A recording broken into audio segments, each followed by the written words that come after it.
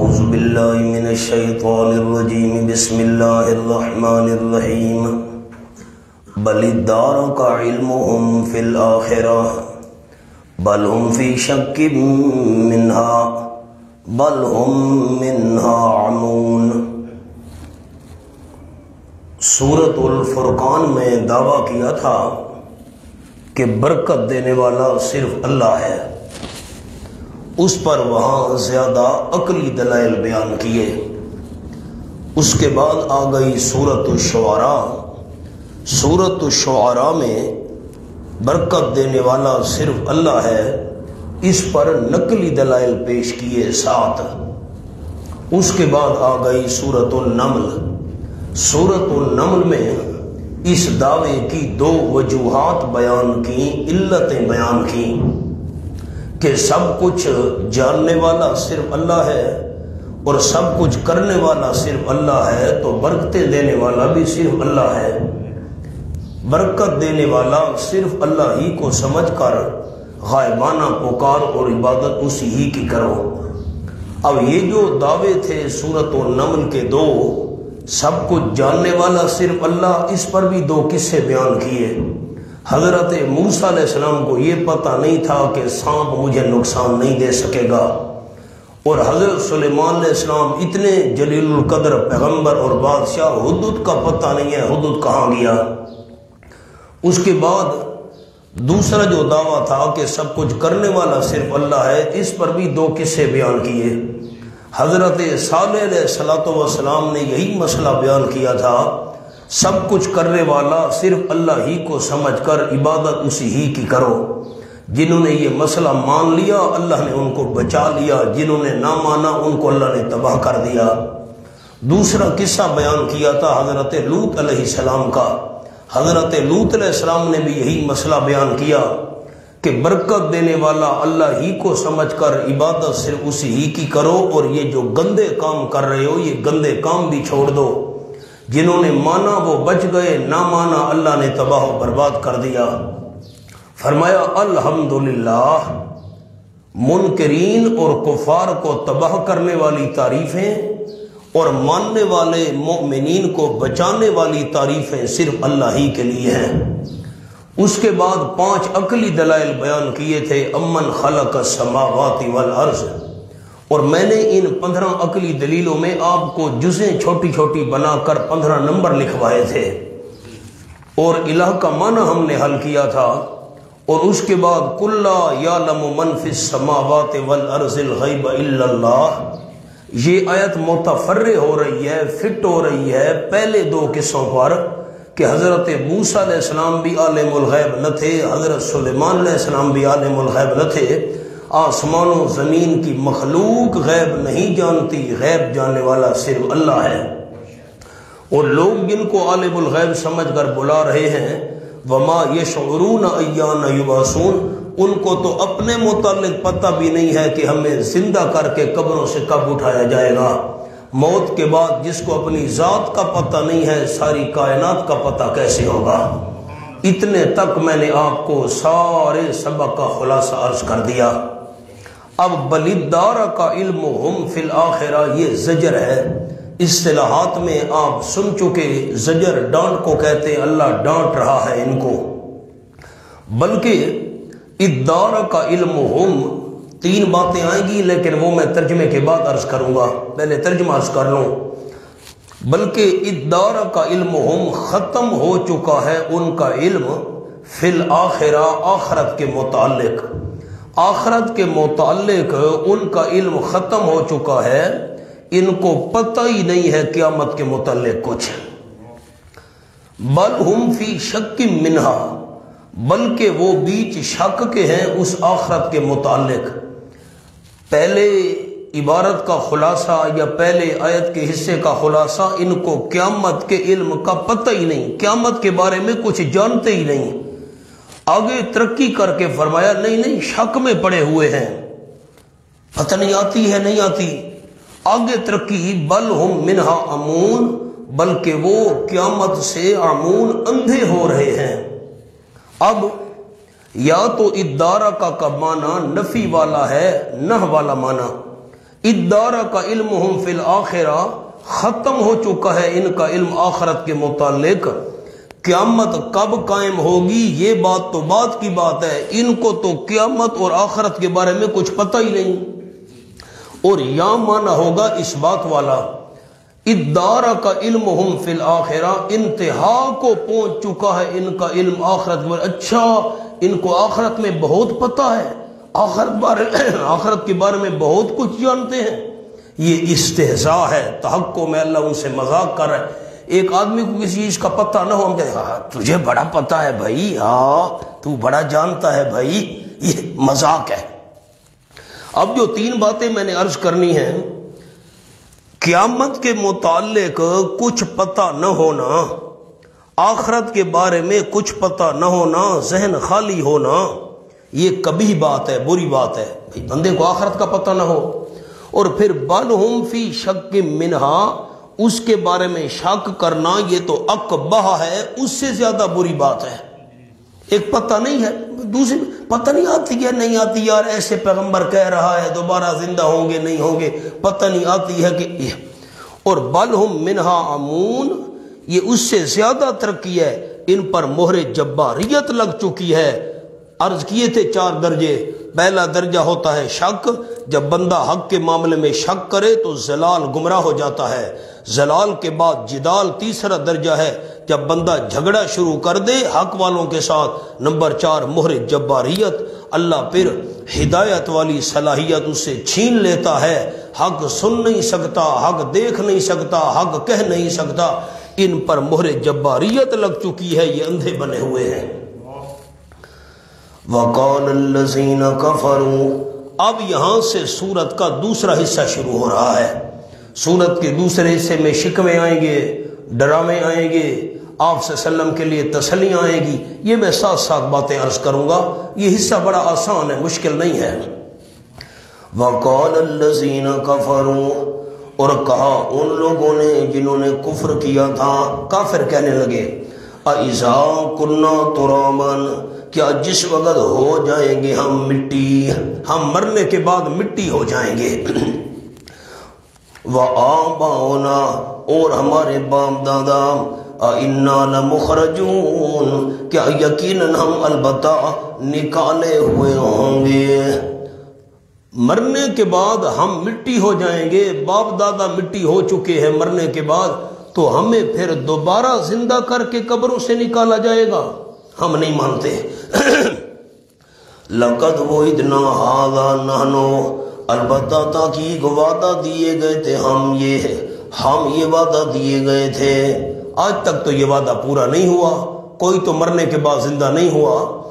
وَآبَاؤُنَا مِنْ قَبْلُ، اور ہمارے باپ دادا اس سے پہلے وہ بھی یہ وعدہ دیے گئے تھے کہ موت کے بعد تم نے قبروں سے زندہ ہو کر نکلنا ہے، آج تک تو یہ وعدہ پورا نہیں ہوا، کوئی قبروں سے زندہ کر کے نہیں اٹھایا گیا، تم کہتے ہو موت کے بعد زندہ ہونا ہے۔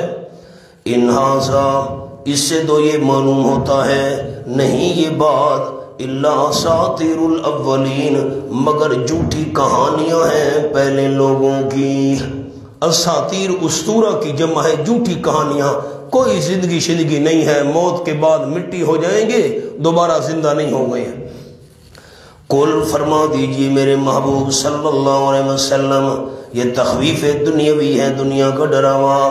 سیرو فی الارض، چلو پھرو زمین کے اندر، فانظروا، کیوں چلو پھرو سیر کی غرض، پس دیکھو کیف کان عاقبۃ المجرمین، کیسے ہوا انجام مجرم لوگوں کا، ذرا زمین میں چل پھر کر دیکھو مجرموں کا کیا انجام ہوا، چلنے پھرنے کے بعد تمہیں پتہ چلے گا یہ باتیں جھوٹی کہانیاں ہیں یا حقیقت ہے۔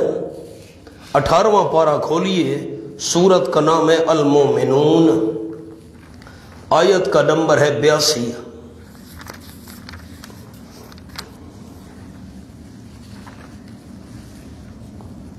صفحہ بتائیں جی، جی 314، بالکل اسی مضمون والی آیت آپ کو دکھاتا ہوں۔ قالوا وَإِذَا مِتْنَا وَكُنَّا، ترابا وعظاما انا لمبعوثون۔ قالوا، مخالف کہنے لگے، مشرک کفار کہنے لگے، انہوں نے کہا ایزام اتنا، کیا جس وقت ہم مر جائیں گے وَكُنَّا تُرَابًا ہو جائیں گے مٹی، مرنے کے بعد مٹی ہو جائیں گے، وَإِزَامًا اور ہڈیاں ہو جائیں گے، مرنے کے بعد ہڈیاں بن جائیں گے، مٹی بن جائیں گے، أَإِنَّا لَمَبْعُوثُونَ کیا یقیناً ہم البتہ دوبارہ زندہ کر کے اٹھائے ہوئے ہوں گے۔ عجیب بات ہے، مرنے کے بعد مٹی ہڈیاں دوبارہ زندہ، ہم نہیں مانتے۔ لَقَدْ وُعِدْنَا نَحْنُ وَآبَاؤُنَا هَذَا مِنْ قَبْلُ البتہ تحقیق وعدہ دیے گئے تھے ہم اور ہمارے باپ دادا اس بات کا، اس سے پہلے ہم سے بھی یہی وعدہ کیا گیا، ہمارے باپ دادا سے بھی یہی وعدہ کیا گیا کہ جب تم مٹی اور ہڈیاں ہو جاؤ گے دوبارہ زندہ کر کے اٹھائے جاؤ گے۔ آج تک تو یہ وعدہ پورا نہیں ہوا۔ ان ھذا الا اساطیر الاولین نہیں یہ مگر بے سند باتیں ہیں، جھوٹی کہانیاں ہیں پہلے لوگوں کی۔ یہاں بھی یہی مضمون ہے سبق میں۔ ولا تحزن علیہم، یہ آپ صلی اللہ علیہ وسلم کو اللہ نے تسلی دی۔ اب نے کتنا خوبصورت واعظ کیا، کتنے خوبصورت انداز میں سمجھایا، قصے سنائے، عقلی دلیلیں سنائیں، پھر بھی مخالفت کرتے ہیں۔ کیوں ہم کرتے ہو میرے محبوب؟ نہ کرو۔ ولا تحزن علیہم اور نہ غمگین ہو وہ میرے محبوب صلی اللہ علیہ وسلم ان پر، ولا تکن فی ضیق اور نہ ہو وہ بیچ تنگی کے، مما یمکرون اس کے متعلق جو وہ تدبیریں کر رہے ہیں۔ یہ جو تدبیریں کر رہے ہیں میرے محبوب صلی اللہ علیہ وسلم، آپ کے دل میں ضیق تنگی بھی نہیں آنی چاہیے۔ 14واں پارہ کھولیں، بالکل آخری صفحہ، آخری آیات، بالکل آخری صفحہ، کوئی مشکل حوالہ نہیں ہے۔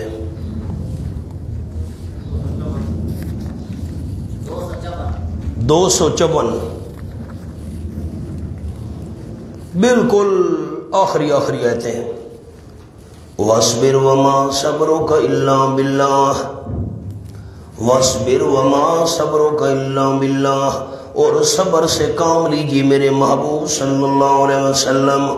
وَمَا صَبْرُكَ اور نہیں صبر کرنا آپ کا، إِلَّا بِاللَّهِ مگر اللہ کی توفیق کے ساتھ، اللہ کی توفیق سے آپ صبر کر سکیں گے۔ وَلَا تَحْزَنْ عَلَيْهِمْ یہ وہی مضمون آ گیا، اور نہ غم کرو میرے محبوب صلی اللہ علیہ وسلم ان پر، نہیں ایمان لاتے آپ کیوں غمگین اور پریشان ہوتے ہیں۔ وَلَا تَكُ فِي ضَيْقٍ اور نہ ہو وہ میرے محبوب صلی اللہ علیہ وسلم بیچ کسی تنگی کے، تنگی نہیں آنی چاہیے آپ کو، مما یمکرون ان چیزوں کے متعلق جو وہ تدبیریں کر رہے ہیں، جو سازشیں کر رہے ہیں، جو منصوبے بنا رہے ہیں، میرے محبوب آپ کے دل میں تنگی بھی نہیں آنی چاہیے، میں خود ان سے نمٹ لوں گا۔ دیکھا نا وہی مضمون والی آیت آپ کو دکھا دی۔ اس کو کہتے ہیں تائید، ایک قسم کی آیت دوسرے مقام پر ہے، اس کی تائید ہم نے پیش کر دی۔ وَيَقُولُونَ مَتَىٰ هَٰذَا الْوَعْدُ اور حوالہ آپ کو ایک دکھاتا ہوں، وہ پہلی آیت کے متعلق۔ سورۃ یاسین کھولیے نا جی، مکمل ہونے والی ہے، 23واں پارہ۔ وہ جو ہڈیوں والی بات تھی نا، ہڈیاں اور مٹی ہو جائیں گے، کون زندہ کرے گا؟ صفحہ 402 آیت نمبر 77 اور 78، یہ 3 آیتیں عرض کرتا ہوں۔ اولم یر الانسان انا خلقناہ من نطفۃ فاذا هو خصیم مبین۔ کر صاحب صفحہ کے رڑ صاحب 402 صفحہ۔ اولم یر الانسان کیا نہیں دیکھا انسان نے، یعنی غور نہیں کیا انسان نے، انا خلقناہ من نطفہ یقیناً پیدا کی ہم نے اس انسان کو ایک پانی کے ناپاک قطرے سے، فاذا هو خصیم مبین پر فوراً وہ جھگڑالو ہے، صاف صاف جھگڑے کرتا ہے اللہ کی توحید کے بارے میں۔ میں اللہ نے اس کو وجود دیا، بولنے کی طاقت دی، جھگڑے میں اللہ کی توحید کے بارے میں۔ وَزَرَمَ لَنَا مَثَلًا نَسِيَ خَلْقًا، اور بیان کرتا ہے ہمارے لیے مثال اور بھول گیا اپنی پیدائش کو.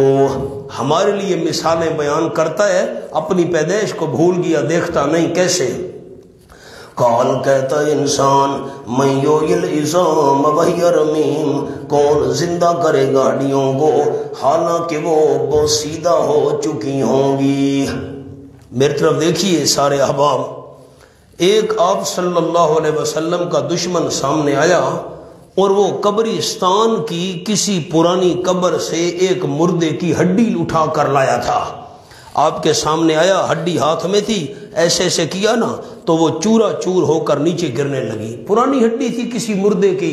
تو اس نے کہا آمنہ کے لال یہ چورا چورا ہو رہی ہے، ریزہ ریزہ، کون اس کو زندہ کرے گا؟ اللہ نے یہ آیتیں نازل کر دی.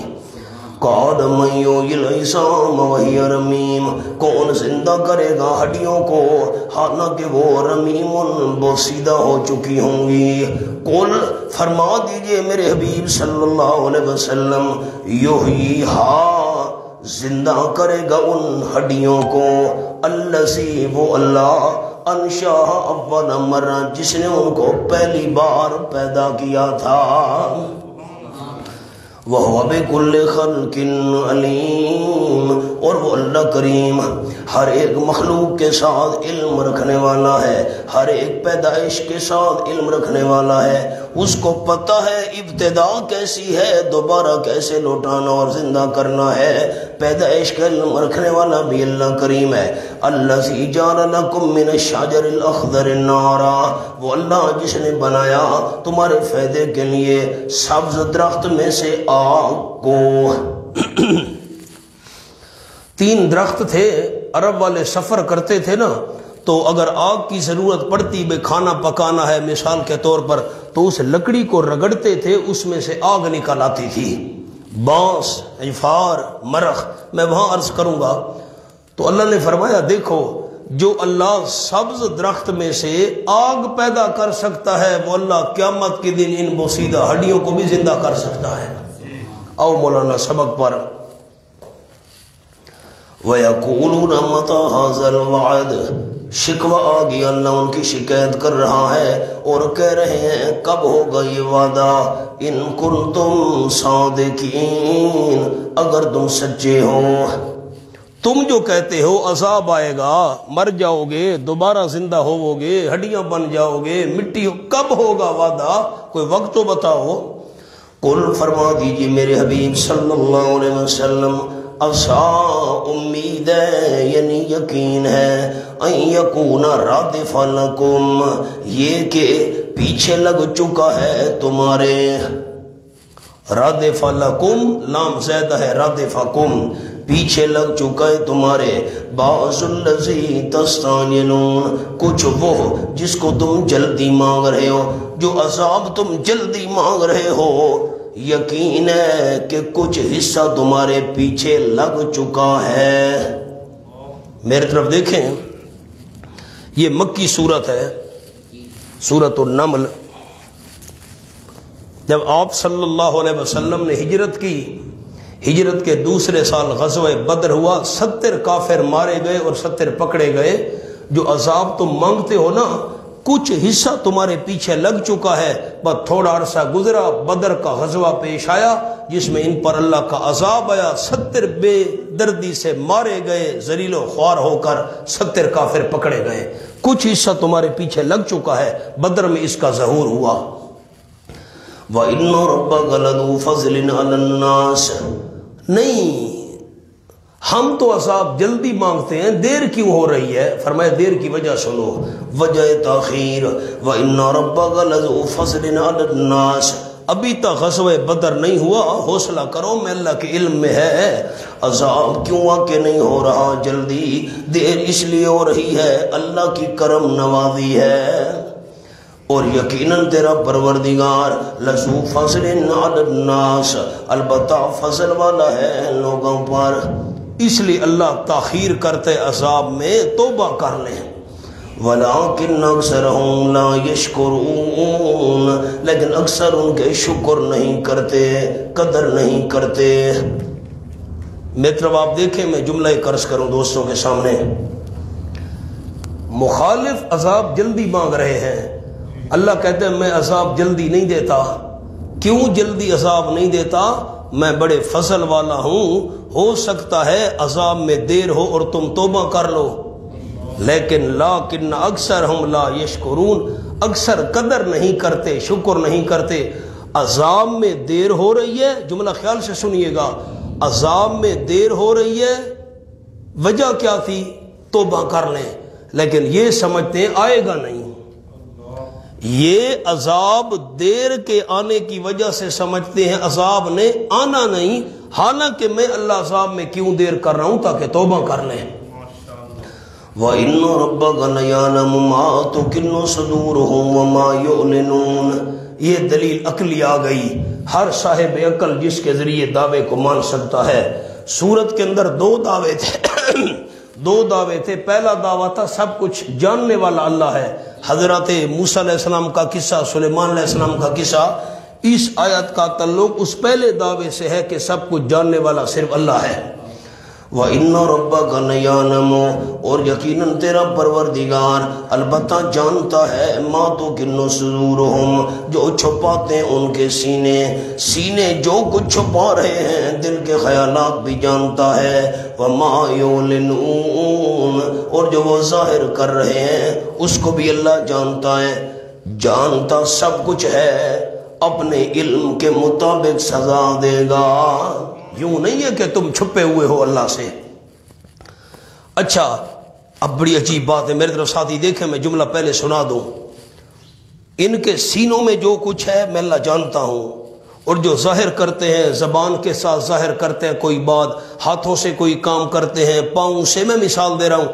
اللہ جو چھپاتے ہیں سینوں میں وہ باتیں بھی اللہ جانتا ہے، جو ظاہر کرتے ہیں زبان سے، ہاتھوں سے، پاؤں سے، اس کو بھی اللہ جانتا ہے۔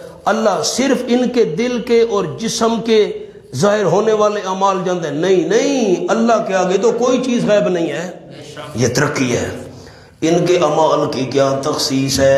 وَمَا مِنْ غَائِبَةٍ فِي السَّمَاءِ وَالْأَرْضِ، نہیں کوئی غیب ہونے والی چیز آسمان میں اور زمین میں، إِلَّا فِي كِتَابٍ مُبِينٍ، مگر اللہ کے علم میں ہے۔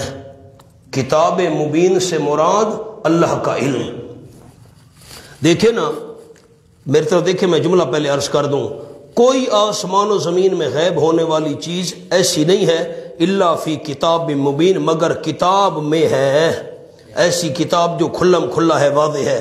کتاب مبین سے مراد ہے لوح محفوظ، غور کرنا، کتاب ہر چیز لوح محفوظ میں لکھی ہوئی ہے، اور یا کتاب مبین سے مراد ہے اللہ کا علم۔ اب ذرا ایک اور حوالہ دیکھیں، سورۃ الانعام 7واں پارہ آیت نمبر 59، 1 کم 60، 1 کم 60، 122، 122۔ وَعِندَهُ مَفَاتِحُ الْغَيْبِ لَا يَعْلَمُهَا إِلَّا هُوَ، اور اسی ہی کے پاس ہیں چابیاں غیب کی چابیاں اللہ ہی کے پاس ہیں، لا يعلمها الا هو۔ یہ اللہ نے ایک مثال دی ہے، یوں نہیں ہے کہ کوئی سچی مچی چابیاں بنی ہوئی ہیں لوہے کی، پیتل کی، اور وہ چابیاں اللہ نے اپنے پاس رکھی ہوئی ہیں، یہ ایک مثال ہے سمجھانے کے لیے۔ وَعِندَهُ مَفَاتِحُ الْغَيْبِ، اور اللہ ہی کے پاس ہیں چابیاں غیب کی، لا يعلمها الا هو، نہیں جانتا ان چابیوں کو مگر صرف وہی اللہ، ان چابیوں کا پتہ بھی اللہ کے بغیر کسی کو نہیں۔ وَيَعْلَمُ مَا فِي الْبَرِّ وَالْبَحْرِ، اور اللہ جانتا ہے جو کچھ خشکی میں ہے اور سمندر میں ہے۔ وَمَا تَسْقُطُ مِن وَرَقَةٍ، اور نہیں گرتا کوئی پتا، إِلَّا يَعْلَمُهَا، مگر جانتا ہے اللہ اس پتے کو بھی۔ آپ دیکھیں آس پاس ہمارے اور پھر دنیا میں لاکھوں کروڑوں اربوں خربوں نہیں، اس سے بھی زیادہ درخت ہوں گے، ہر درخت کا جو پتا نیچے گر رہا ہے خشک ہو کر کسی کے ہلانے سے، ہوا سے، پوری کائنات کے اندر جتنے درخت ہیں ہر درخت کے گرنے والے ہر پتے کا علم رکھنے والا بھی اللہ ہے۔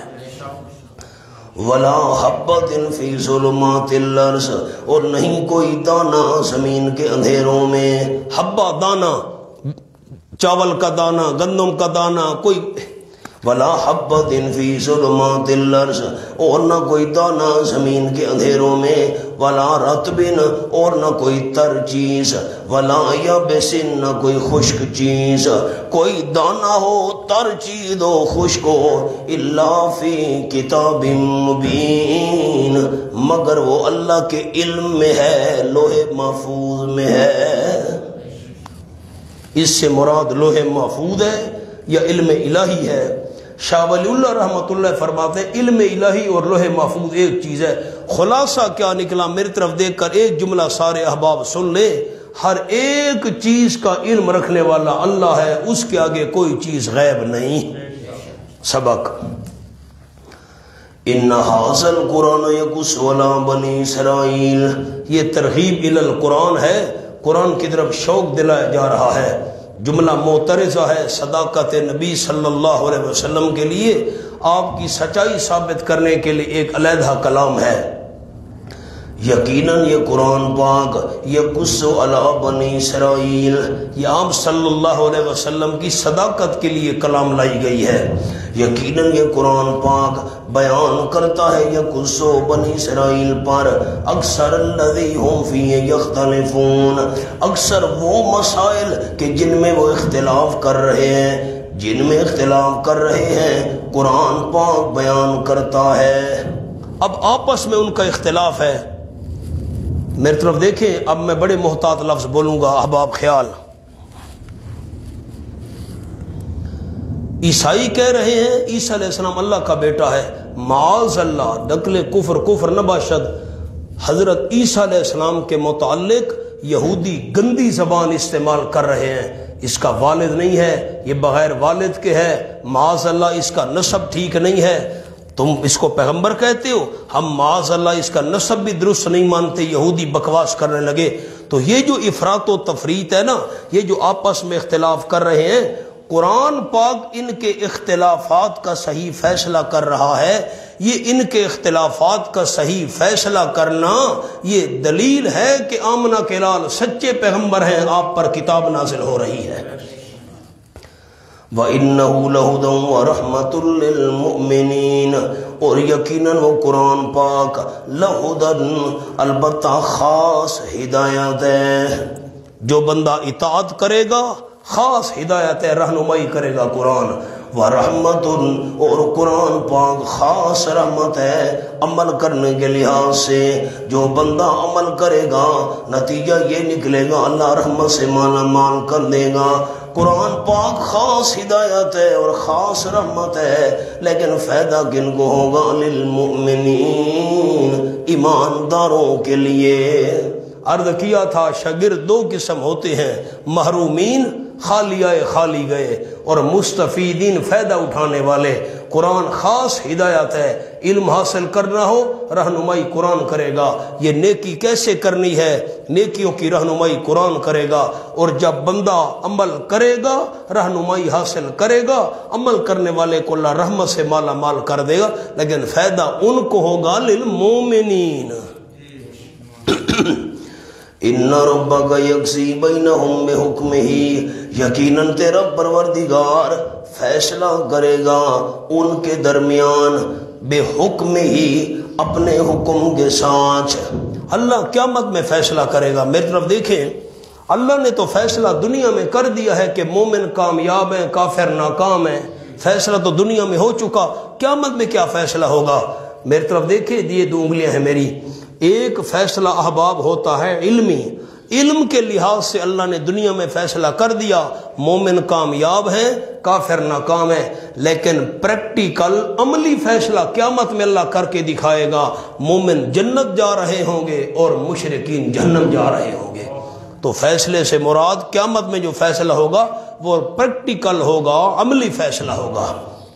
اب میں پھر معنی کرتا ہوں، ان ربک یقضی بینہم بحکمہ، یقیناً تیرا پروردگار فیصلہ کرے گا عملی فیصلہ، پریکٹیکل فیصلہ قیامت میں ان کے درمیان اپنے حکم کے ساتھ، وَهُوَ الْعَزِيزُ الْعَلِيمُ۔ ان کی مخالفت کا فکر نہ کرو میرے محبوب، اور وہ اللہ کریم زبردست ہے، یہ سارے نقصان اللہ ہٹا دے گا، یہ جو نقصان پہنچانا چاہتے ہیں اللہ دفع کر دے گا۔ العلیم جاننے والا ہے، جو نقصان پہنچا رہے ہیں اللہ کو پتہ ہے، بچ نہیں سکتے۔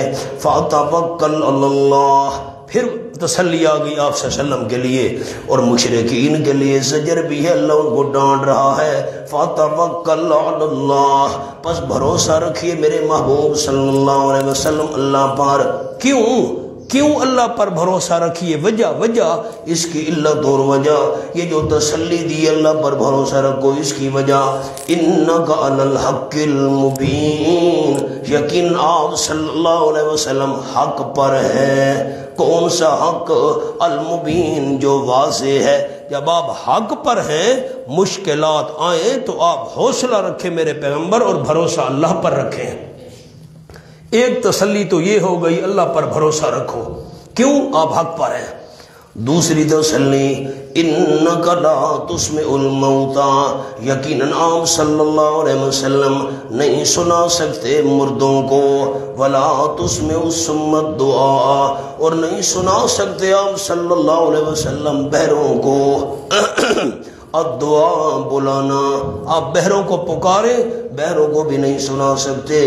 اِذَا وَلَّوْا مُدْبِرِينَ، خاص طور پر جب کہ وہ بہرے پھر جائیں، درالے کے پیٹ پھیرنے والے ہوں، پیٹ پھیر کر بہرا جا رہا ہو، اس کو بھی آپ نہیں سنا سکتے، مردوں کو بھی آپ نہیں سنا سکتے۔ میں ترجمہ کر لوں پھر میں پیچھے واپس آتا ہوں۔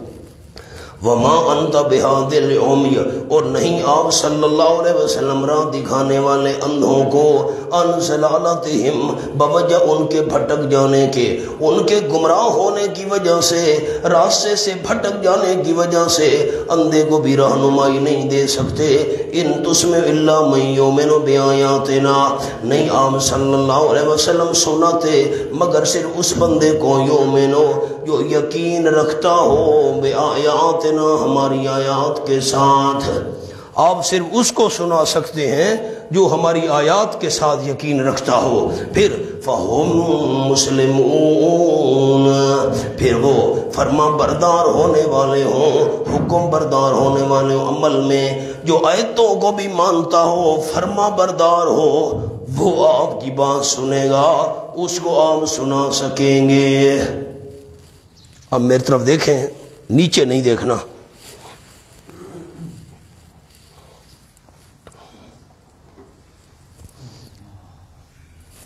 آپ کی توجہ چاہوں گا۔ آپ صلی اللہ علیہ وسلم پر جو مشکلات آ رہی ہیں، آپ اللہ پر بھروسہ رکھیں۔ ایک وجہ آپ حق پر ہیں میرے پیغمبر، آپ اللہ پر بھروسہ رکھیں۔ کیوں؟ اِنَّكَ لَا تُسْمِعُ الْمَوْتَىٰ، یہ دوسری تسلی دی ہے۔ تین باتیں ہیں، میری تین انگلیاں دیکھیں سارے احباب۔ میرے پیغمبر آپ تسلی رکھیں، آپ مردوں کو بھی نہیں سنا سکتے، بہرا بندہ پیٹ پھیر کر جا رہا ہو اس کو بھی نہیں سنا سکتے، اندھے کو بھی راستہ نہیں دکھا سکتے۔ یہ تسلی ہے۔ کیسے تسلی ہے؟ جس طرح آپ صلی اللہ علیہ وسلم مردوں کو نہیں سنا سکتے، یہ جو زندہ کافر ہیں یہ بھی مردوں کی طرح ہیں، ان کو بھی نہیں سنا سکتے۔ میں پھر دہرا رہا ہوں بات، جس طرح آپ صلی اللہ علیہ وسلم مردوں کو نہیں سنا سکتے، یہ جو زندہ کافر ہیں نا، آپ ان کو بھی نہیں۔ آپ کیوں پریشان ہوتے ہیں؟ یا اللہ یہ میری بات نہیں مانتے، مخالفت کرتے ہیں، میرے خلاف سازش۔ بھائی یہ مردے ہیں، جس طرح مردوں کو نہیں سنا سکتے، یہ زندہ کافر بھی مردوں کی طرح ہیں، ان کو بھی نہیں سنا سکتے۔ ایک بندہ ہے بہرا، یہ ذہن میں رکھیے گا، جو بندہ بہرا ہو نا، سننے کی حص سے محروم ہو، وہ گونگا بھی ہوتا ہے۔ جب ایک بات وہ سنتا ہی نہیں ہے تو اس کو کیا پتا وہ الفاظ کیسے ادا کرنے ہیں۔ جو بندہ بہرا ہو نا، وہ گونگا ہوتا ہے، ہر گونگا بندہ بہرا ہوتا ہے، یہ ذہن میں رکھنا۔ جو بول نہیں سکتا نا وہ سن نہیں سکتا، اگر سنتا ہوتا تو اس کو پتہ ہوتا یہ لفظ ہے میں یوں ادا کروں تو خیر۔ ایک بندہ بہرا ہے ہمارے سامنے بیٹھا ہے، میرے الفاظ قابل ہو رہے ہیں، ہم اشارے سے اس کو بات سمجھا سکیں گے۔ مثلا میں نے بہرے بندے کو گلاس دکھایا پانی بھر کر، پانی بھرا ہوا نا، تو میں نے کہا بھئی کیا مطلب پیو، تو اس نے کہا بھئی میں نہیں پیتا۔ تو اب جو بندہ بہرا ہے ہماری بات نہیں سامنے بیٹھا ہے، ہمیں دیکھ رہا ہے، ہم اس کو دیکھ رہے ہیں، تو اشارہ ہم نے کیا، ہم نے اشارہ کیا بھئی چلو ہمارے ساتھ چل۔ بہرا بندہ سامنے ہے، اشارے سے بات سمجھ لے گا، لیکن اگر بہرا بندہ سنتا کچھ بھی نہیں اور پیٹ پھیر کر جا رہا ہے، وہ کوئی اشارہ سمجھے گا؟ نہیں سمجھے گا۔ میرے پیغمبر اذا ولوا مدبرین، آپ بہروں کو نہیں، میں مردے والی بات پر آتا ہوں، ذرا پہلے والی بات کر دوں، آپ بہروں کو نہیں سنا سکتے جب بہرے پیٹ پھیر کر جا رہے ہوں، سامنے ہوتے تو چلو اشارے سے کوئی بات آپ ان کو سمجھا دیتے، لیکن جب بہرا بندہ پیٹ پھیر کر جا رہا ہو، اذا ولوا مدبرین، آیت کو دیکھیں نا، اذا ولوا مدبرین، جب بہرے پیٹ پھیر کر جا رہے ہوں آپ ان کو نہیں سنا سکتے۔ اذا ولوا مدبرین کا تعلق ولا تسمع ثم الدعاء اس سے ہے، اس کا تعلق مردوں سے نہیں ہے کہ مردے پیٹ پھیر کر جا رہے ہو، مردے بھی کبھی پیٹ پھیر کر چلتے ہیں نا، اس کا تعلق تمام مفسرین کا اتفاق ہے اس بات پر، اذا ولوا مدبرین کا تعلق بہرے سے ہے، بہرے بندے پیٹ پھیر کر جا رہے ہو آپ ان کو نہیں سنا سکتے۔ یہ کافر بھی ان بہروں کی طرح ہیں، جو بہرا پیٹ پھیر کر جا رہا ہو جیسے آپ ان کو نہیں سنا سکتے، اسی طرح ان زندہ کافروں کو بھی نہیں سنا سکتے۔ کیوں پریشان ہوتے ہو؟ ایک بندہ اندھا ہے، نابینا ہے، وہ جا رہا ہے، ہم نے کہا یہاں سے جانا پھر مشرق کی طرف مڑ جانا اور پھر 20 قدم جا کر مغرب کی طرف چلے جانا، آگے تقریباً 1 فرلانگ جا کرنا، پھر جنوب کی طرف، اس کو مشرق مغرب کا کیا پتا؟ اب میری بات پر غور تو کریں، اندھے بندے کو پتہ ہے مشرق مغرب شمال، ہم نے کہا یہاں سے 20 قدم جاؤ پھر مشرق کی طرف چلے جاؤ اور پھر مشرق سے 1 فرلانگ مغرب جانا نا، اور پھر اس کے بعد 2 فرلانگ شمال کی، اس کو کیا پتا مشرق مغرب کس طرف ہے؟ میرے پیغمبر جس طرح آپ اندھے کی رہنمائی نہیں کر سکتے، یہ کافر زندہ اندھے ہیں، ان کی بھی رہنمائی نہیں کر سکتے، ان پر مہر جباریت لگ چکی ہے، نہیں سنتے یہ آپ کی بات، نہیں مانتے، اب کیوں پریشان ہو رہے ہیں؟ اب میں مردوں والی بات پر آ گیا ہوں، میری طرف دیکھیں، غور کرنا ہے، بڑی چھوٹی سی بات ہے، ذرا سی بات تھی، اندیشہ عجم نے اسے بڑھا دیا ہے فقط زیب داستان کے لیے۔ نیچے نہیں دیکھنا بیٹا، یہ زندہ کافر، میرے پیغمبر یہ مردوں کی طرح ہیں، جس طرح مردوں کو نہیں سنا سکتے زندہ کافروں کو بھی نہیں سنا سکتے۔ میں مثال دیتا ہوں، عرب والے مثال دیتے ہیں زید کل اسد، زید شیر کی طرح ہے۔ ہمارے علاقے میں کہتے ہیں فلاں بندہ شیر ہے، بھائی شیر نہ، شیر کا مطلب یہ ہے کہ جس طرح شیر کی دم ہوتی ہے اس کی بھی دم ہے نا، مطلب ہے جس طرح شیر بہادر ہوتا ہے یہ بھی ویسے بہادر ہے۔ تو اب ہم نے کہا کہ زید یہ شیر کی طرح ہے، زید کو ہم شیر کے ساتھ تشبیہ دے رہے ہیں، جس طرح شیر بہادر ہوتا ہے زید بھی ویسے بہادر ہے۔ یہ بات حل ہو گئی؟ اب آپ نے بتانا ہے۔ میں نے کہا زید کل اسد، زید شیر کی طرح ہے، جس طرح شیر بہادر ہوتا ہے یہ زید بھی اسی طرح بہادر ہے۔ اگر شیر بہادر نہ ہوتا، آپ نے بتانا ہے اونچی آواز میں، مجھے خوشی ہوگی دوستوں کی آواز سن کر، زید شیر کی طرح ہے، جیسے شیر بہادر ہے زید بھی بہادر ہے۔ اگر شیر بہادر نہ ہوتا تو ہم زید کو اس کے ساتھ تشبیہ دیتے؟ شیر بہادر ہے، شیر دلیر ہے، تو ہم زید کو بھی شیر کے ساتھ تشبیہ دے رہے ہیں۔ اللہ نے ان زندہ کافروں کو مردوں کے ساتھ تشبیہ دی ہے۔ میرے پیغمبر جس طرح مردوں کو نہیں سنا سکتے، کیوں پریشان ہوتے ہو؟ یہ زندہ کافر مردوں کی طرح ہیں، ان کو بھی نہیں سنا سکتے۔ اگر مردے سنتے ہوتے تو اللہ زندہ کافروں کو ان سے تشبیہ نہ دیتا۔ اگر مردے سنتے ہوتے تو اللہ زندہ کافروں کو ان سے تشبیہ، جس طرح مردوں کو نہیں سنا سکتے ان زندہ کافروں کو بھی نہیں سنا سکتے۔ کیوں پریشان ہو رہے ہو میرے محبوب؟ یہ مردوں کی طرح ہیں۔ اب آپ نے یہ سوال نہیں کرنا کہ زندہ کافر تو سنتے تھے، ان کانوں سے بھائی ظفر سننا مراد نہیں، دل سے سننا مراد ہے۔ کافر دل سے آپ کی بات نہیں سنتے تھے، کس سے؟ تفصیل بعد میں کروں گا، اب میں خلاصہ سنا رہا ہوں۔ اب یہ بات سمجھ آ گئی، پھر میں دہرا رہا ہوں، ذرا غور کریں۔ زید شیر کی طرح ہے، بہادری میں زید کو شیر سے تشبیہ دی ہے۔ اگر شیر دلیر اور بہادر نہ ہوتا تو ہم زید کو اس کے ساتھ تشبیہ نہ دیتے۔ یہ زندہ کافر مردوں کی طرح ہیں، نہ پریشان ہو میرے پیغمبر، جیسے آپ مردوں کو نہیں سنا سکتے ان زندہ کافروں کو بھی نہیں سنا سکتے، کیوں پریشان ہوتے ہو؟ اگر مردے سنتے ہوتے اللہ زندہ کافروں کو ان کے ساتھ تشبیہ نہ دیتا۔ اب زندہ کافر نہیں سنتے تھے، کانوں سے سننا مراد نہیں، دل سے سننا مراد ہے، دل سے بات نہیں سنتے تھے نا۔ اب اگلی بات میں کرتا ہوں، آیت کو دیکھیں۔ اِنَّكَ لَا تُسْمِعُ الْمَوْتَى، یقیناً آپ صلی اللہ علیہ وسلم نہیں سنا سکتے مردوں کو۔ میں ایک قانون آپ کو بتا دوں، ہمارے استاد شیخ التفسیر حضرت مولانا امیر عبداللہ صاحب زیدہ مجدو تشریف لائے تھے، اس دن سورۃ الملک آپ کے سامنے بیان فرمائی تھی۔ بڑا عجیب جملہ ارشاد فرماتے ہیں کہ جو بندہ، یہ قانون بھائی صاحب قانون یاد رکھے سارے ساتھی، حافظ صاحب قانون، جو بندہ قرآن کی کسی آیت کا غلط مطلب بیان کرے نا، غلط معنی کرے، غلط مطلب، آپ آس پاس دیکھیں جواب ساتھ موجود ہوگا۔ اس بات پر میرے دوستوں نے غور کیا؟ جو آیت کا غلط مطلب بیان کرے، غلط معنی کرے، جواب آگے دیکھیں نا، پیچھے دیکھیں، دائیں بائیں، جواب ضرور، اللہ کا قرآن ہے، جواب ضرور ساتھ موجود ہوگا۔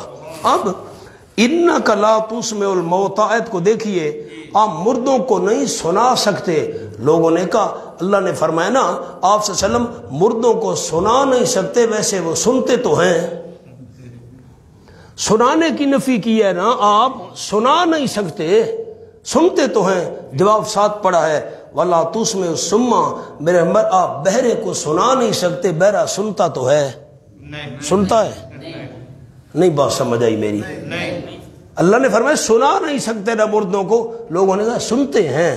آگے بھی پڑھو نا، آپ بہروں کو سنا نہیں سکتے، بہرے سنتے ہیں، بہرے سنتے ہیں۔ جواب ساتھ پڑا ہے کہ نہیں پڑا؟ ایک اور بات کہتا ہوں، اب یہ بات تو بڑی علمی ہے، لیکن میں آسان انداز میں، چونکہ مستورات بھی ہیں ہماری بیٹیاں، مائیں، بہنیں، آسان بات کروں گا۔ علماء کے لیے کہہ دوں، جو میں علماء تشریف فرمائے نا، یہ لا تسمعو اسمع یسمعو افعال باب ہے نا، تو یہ دو مفعول چاہتا ہے۔ الموتا ایک مفعول ہے اور دوسرا مفعول حذف کر دیا گیا، کیوں؟ تعمیم کے لیے۔ اب میں سادے الفاظ میں بات کروں، میری طرف دیکھیں، نیچے نہیں دیکھنا بھائی ظفر، بڑی عجیب بات۔ میرے محبوب آپ مردوں کو سنا نہیں سکتے، آپ نہیں سنا سکتے مردوں کو، آپ نہیں سنا سکتے، کیا نہیں سنا سکتے؟ یہ اللہ نے بیان نہیں کیا۔ سادے الفاظ، آپ صلی اللہ علیہ وسلم نہیں سنا سکتے مردوں کو، کیا نہیں سنا سکتے؟ یہ بات اللہ نے بیان نہیں کی ہے۔ اور کیا آپ نے سوال پر؟ اب اس میں کیا راز ہے؟ دوسری بات کیوں اللہ نے بیان نہیں کی؟ آپ نہیں سنا سکتے مردوں کو، کیا نہیں سنا سکتے؟ سلام یا کلام یا بات یا آواز وغیرہ، یہ بات اللہ نے بیان نہیں کی۔ آپ نہیں سنا سکتے مردوں کو، یہ دوسری بات اللہ نے حذف کر دی ہے، بیان نہیں کی، اشارہ کر دیا کچھ بھی نہیں سنا سکتے۔ اشارہ کر دیا، نہ سلام، نہ کلام، نہ آواز، نہ پکار، کچھ بھی نہیں سنا سکتے۔ یہ دوسرا مفعول حذف کرنے میں راز یہ ہے، آپ نہیں سنا سکتے مردوں کو، کچھ بھی نہیں سنا سکتے۔ ہم مردوں کو پھر تفصیل کریں گے انشاءاللہ۔ اب میں نے خلاصہ موٹا موٹا آپ کو سنا دیا، اب اشارہ کیا نکلا؟ آپ مردوں کو سنا نہیں سکتے کیونکہ وہ سن نہیں سکتے۔ آگے چلیں جی۔ وَإِذَا وَقَعَ الْقَوْلُ عَلَيْهِمْ أَخْرَجْنَا لَهُمْ دَابَّةً مِّنَ الْأَرْضِ تکلمہم ان الناس کانوا بآیاتنا لا یوقنون۔ اسی آیت پر انک لا تسمع الموتیٰ مفسرین کرام نے لکھا ہے وَاسْتُدِلَّ بِقَوْلِهِ سُبْحَانَهُ إِنَّكَ لَا تُسْمِعُ الْمَوْتَىٰ عَلَىٰ أَنَّ الْمَيِّتَ لَا يَسْمَعُ كَلَامَ النَّاسِ مُطْلَقًا۔ اسی آیت سے دلیل پکڑی گئی ہے کہ مردہ نہیں سنتا، لوگوں کا کلام بالکل کچھ بھی نہیں سنتا۔ بڑی باتیں بعد میں کریں گے انشاءاللہ، میں نے اشارہ کر دیا۔ اب میری طرف دیکھیں، ایک اور بات آپ کو عرض کروں گا۔ قیامت کی نشانیوں میں سے ایک نشانی ہے کہ سورج مشرق کے بجائے مغرب سے طلوع ہوگا۔ سورج کا جو مغرب سے طلوع ہونا ہے قیامت کی نشانی، اس سورج کے مغرب کے طلوع ہونے کے کچھ دیر پہلے یا کچھ دیر بعد صفا پہاڑی سے ایک جانور نکلے گا۔ مغرب سے جب سورج طلوع ہونا ہے تو مغرب سے سورج طلوع ہونے سے کچھ دیر پہلے یا کچھ، حدیث میں اس کی تعیین نہیں آئی کہ یہ سورج مغرب سے جب طلوع ہوگا اس سے پہلے یا اس ہوگا تھوڑی دیر پہلے یا تھوڑی دیر بعد۔ اب پہلے یا بعد اس کی تعیین حدیث میں نہیں آئی، لیکن ہوگا اسی کے قریب، پہلے یا بعد صفا پہاڑی سے ایک جانور نکلے گا، ساری دنیا کا چکر لگائے گا اور لوگوں سے کلام کرے گا۔ یہ قیامت کی نشانی ہوگی۔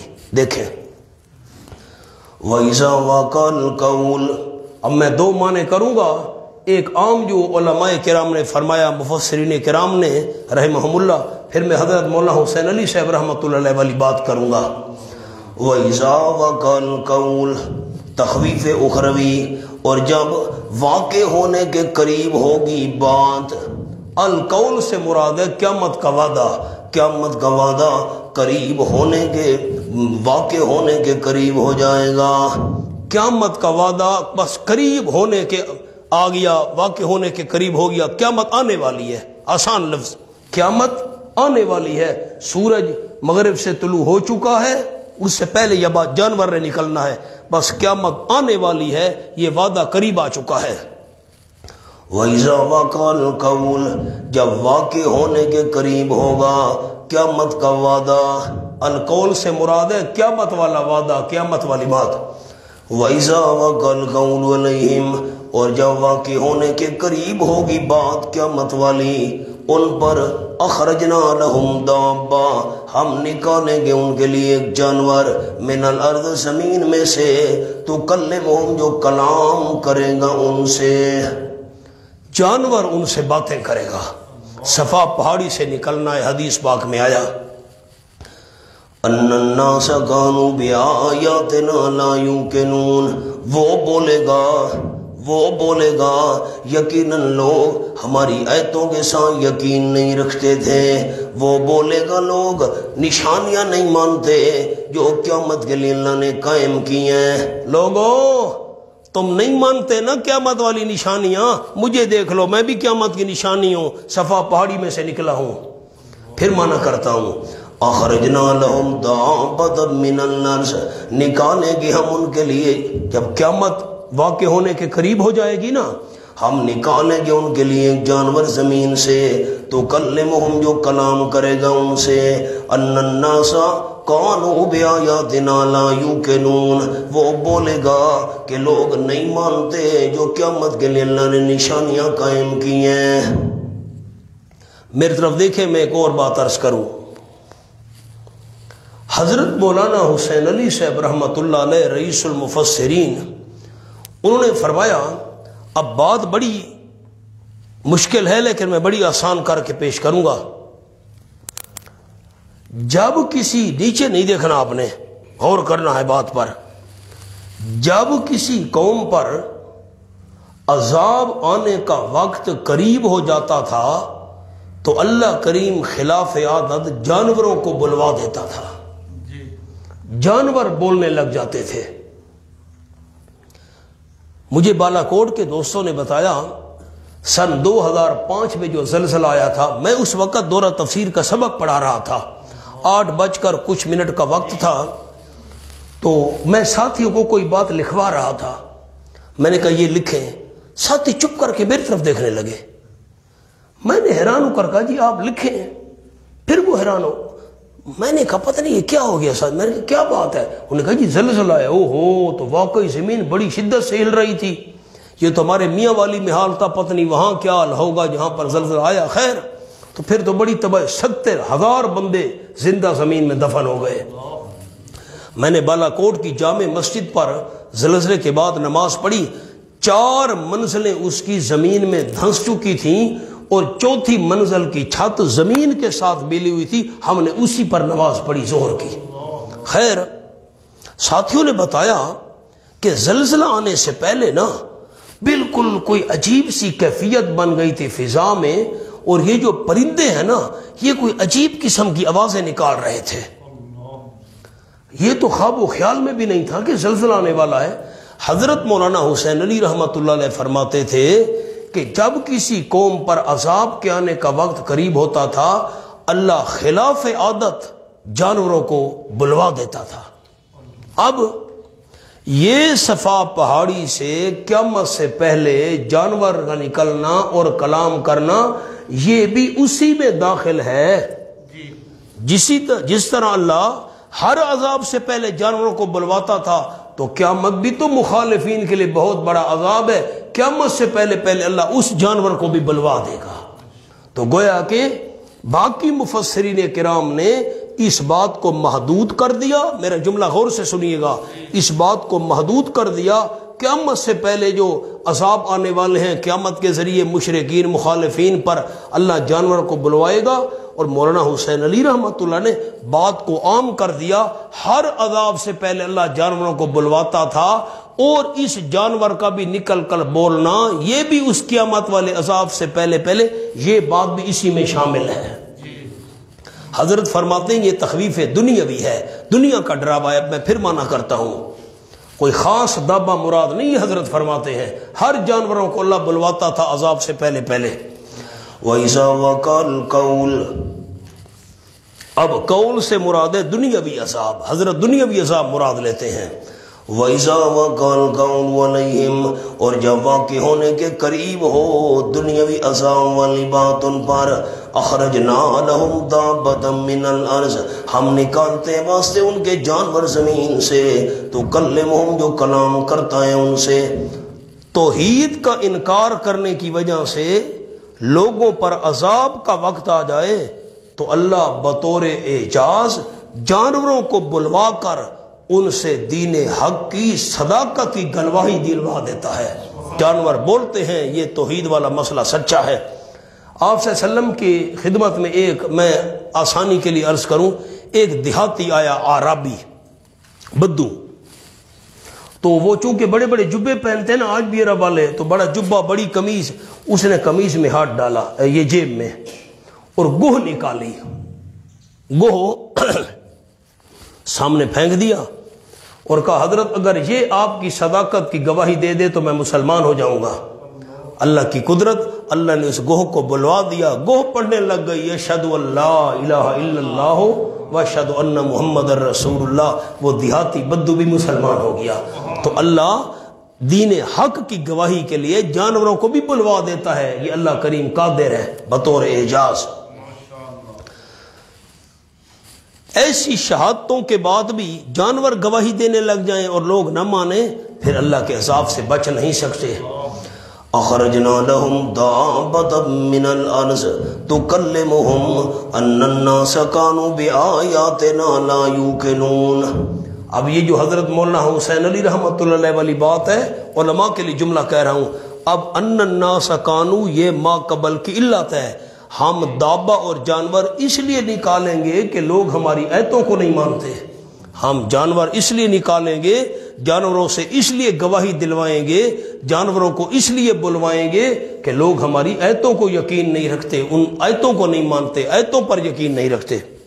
ہمارے میاں والی میں ایک قصبہ ہے ہرنولی، یہ MM روڈ پر. اب تو وہ بندہ فوت ہو گیا، کافی سارے سال ہو گئے، میرا خیال ہے شاید 15 سال تو ہو گئے ہوں گے. وہ کہتا تھا میں دابۃ الارض ہوں. یہ پڑھتا تھا اخرجنا لہم دابۃ من الارض، تو اس نے لکھ لکھ کر رہا ورقوں پر عبارتیں لکھ لکھ لکھ، او پورا کمرہ اس کا بھرا ہوا تھا، کیا چھت اور کیا الماریاں اور کیا دیواریں، او خانے بنے ہوئے.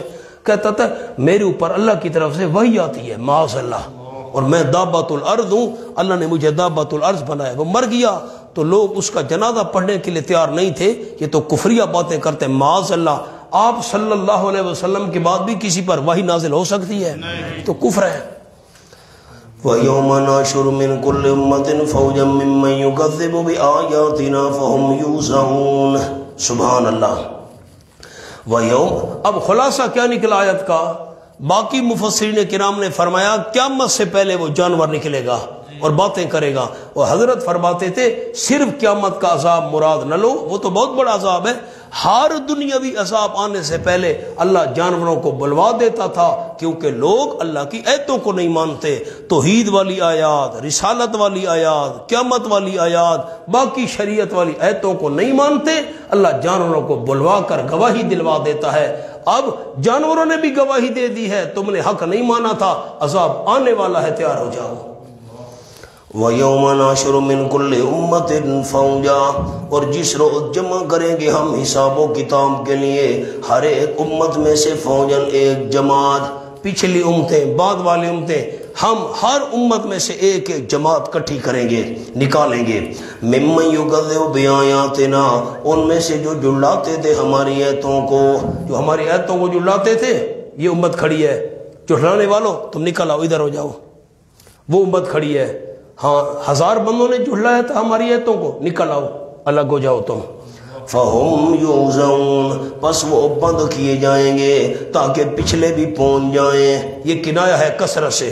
ٹھہرو، اس امت میں سے 1000 بندے نے جھٹلایا تھا، نکل آؤ، ادھر ہو جاؤ.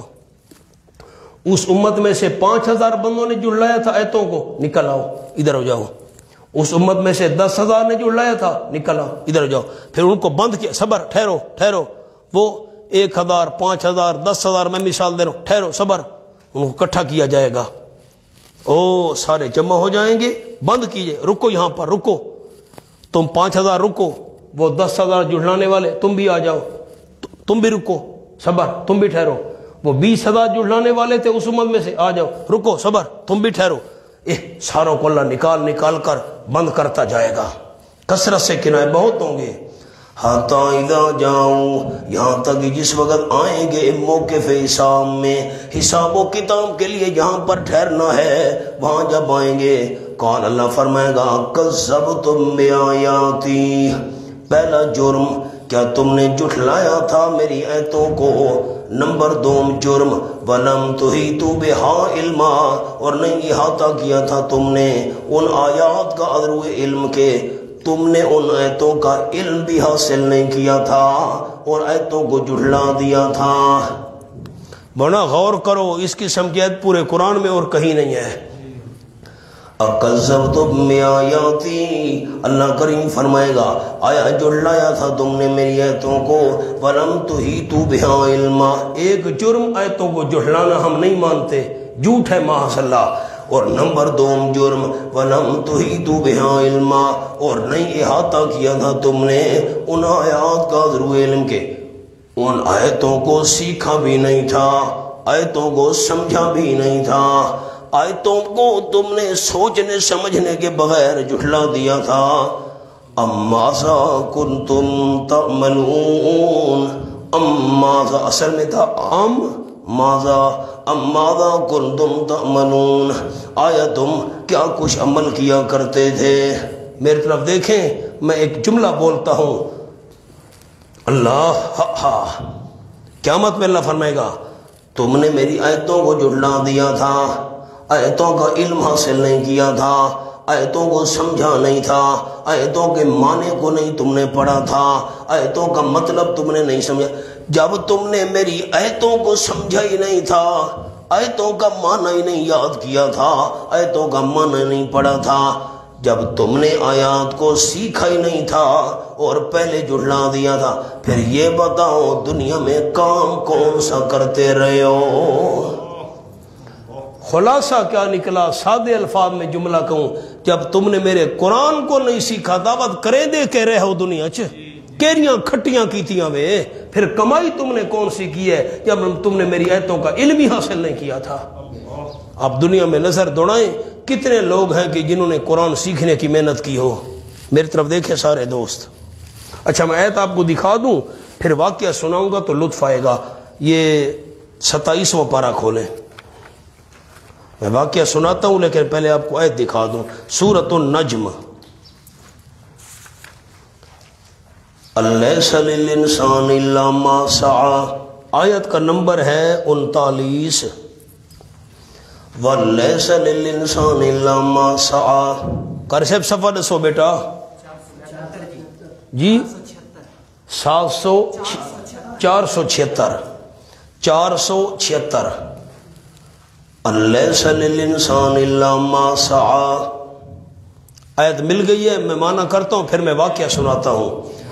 لیس للانسان الا ما سعی، اور یہ کہ نہیں انسان کے لیے مگر صرف وہ کچھ جس کی اس نے خود کوشش کی۔ میری طرف دیکھیں ساتھی، نیچے بالکل نہیں دیکھنا، ہماری مستورات مائیں بہنیں بھی غور کریں جو واقعہ سنا رہا ہوں۔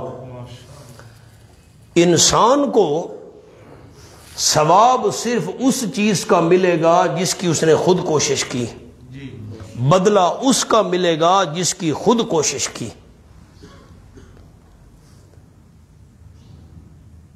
دارالعلوم دیوبند میں جو پہلے مفتی تھے حضرت مولانا مفتی عزیز الرحمان صاحب رحمۃ اللہ علیہ، بہت بڑے مفتی، بڑے عالم، ہمارے جو پاکستان کے تھے نا کراچی کے حضرت مولانا مفتی محمد شفیع صاحب، یہ شاگرد تھے ان کے، مفتی عزیز الرحمان صاحب استاد تھے۔ دارالعلوم دیوبند کے پہلے فتاوی دارالعلوم دیوبند ہے میرے پاؤ اتنا بڑا جی۔